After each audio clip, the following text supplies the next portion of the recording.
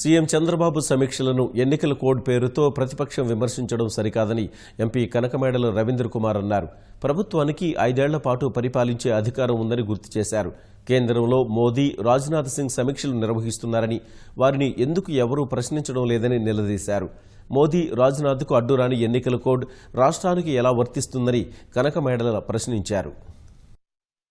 ముఖ్యమంత్రి గారు సెక్రటేరియట్కు వెళ్లినప్పుడు ఆయన సమీక్షలు సమావేశాలు నిర్వహించడాన్ని కూడా వివాదాంశంగా తయారు చేసి ఎదురు దాడి చేయటం ప్రారంభించారు.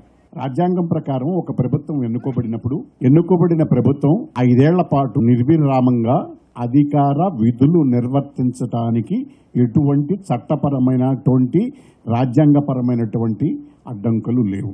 మోడల్ కోడ్ ఆఫ్ కాండక్ట్ ఫోర్సులో ఉన్నది గనక ముఖ్యమంత్రి కానీ ఇతరులు కానీ అధికార విధులు నిర్వర్తించడానికి వీలు లేదు అనేటటువంటిది వాళ్ళ ప్రత్యర్థుల ఆరోపణ.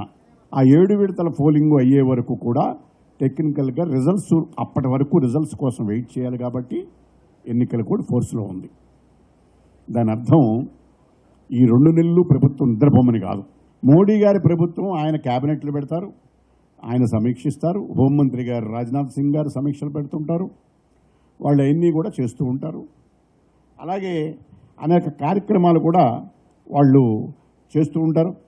మీరు ఇక్కడ ప్రశ్నించేటట్టయితే కేంద్ర ప్రభుత్వాన్ని ఎందుకు ప్రశ్నించటం లేదు?